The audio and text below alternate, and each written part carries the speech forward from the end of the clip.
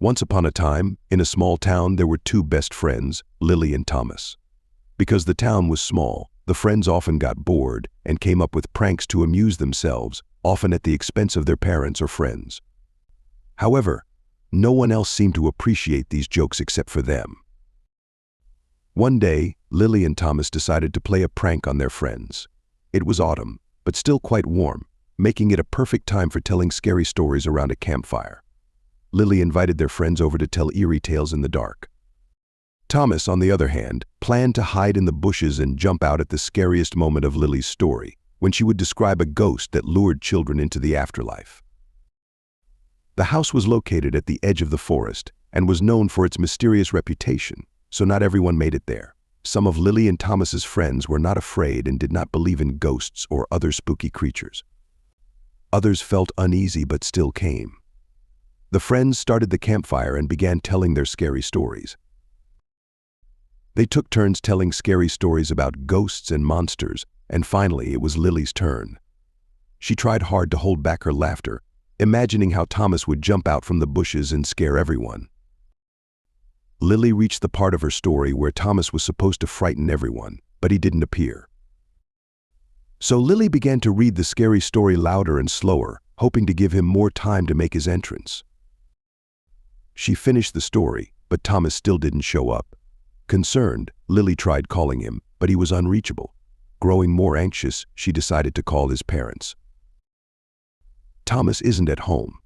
He should be with you, isn't he?" his mother said. "He is. Everything is fine," Lily said, abruptly ending the call. It was time to tell the truth to her friends. "Thomas is missing. He was supposed to scare us and jump out from the bushes, but he's not here." Suddenly, the children heard rustling and strange noises coming from the bushes. "Thomas, is that you?" Lily shouted. "Come out!" But there was no response. "We need to find him," Lily said. "How could you try to scare us? This creepy place is already terrifying enough," Kevin replied. Lily's friends turned out not to be such great friends after all. They were scared to search for Thomas in the dark and scattered back to their homes. Only Kevin agreed to help her. They grabbed a flashlight and began searching the bushes in the forest. They decided they needed to check the house and the basement as well. Kevin was too frightened to go into the basement, but Lily was determined to go down. She called for Thomas, but there was no answer. "Lily, stop this. We need to call the police and inform his parents," Kevin urged her as she slowly descended the basement stairs, but Lily ignored him. In the basement, Lily pointed the flashlight at an old mirror and approached it closely. She touched the mirror and suddenly fell through it. At that moment, Thomas stumbled out of the mirror, frightened, and ran upstairs to join his friends. "Thomas, you're here," Kevin said. "What are you talking about?" "I wasn't lost. We're actually searching for Lily, and I just fell through the mirror. But Lily is nowhere to be found." "What are you babbling about? She just went into the basement to find you."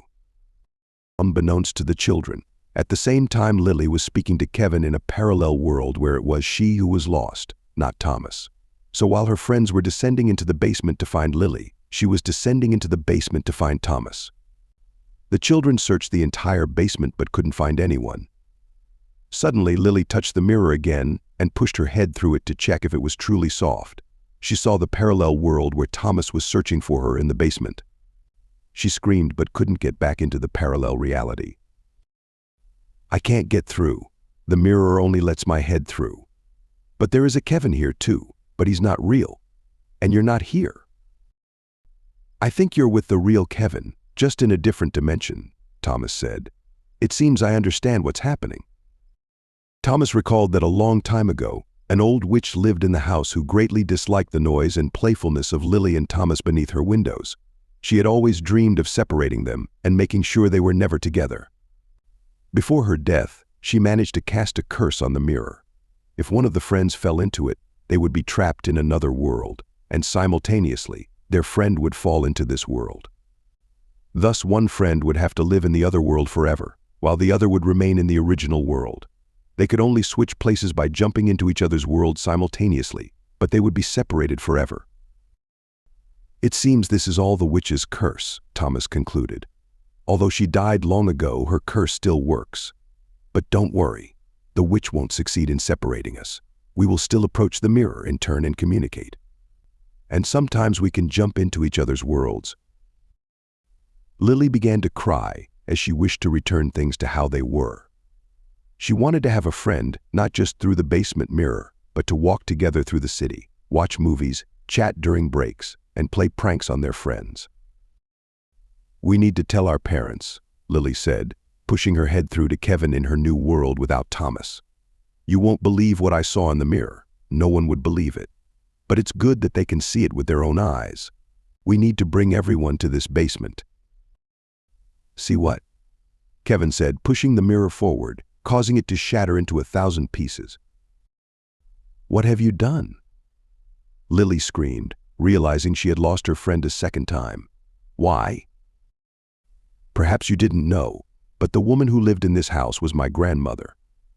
I promised her I would break the mirror after one of you fell into it. Promises must be kept."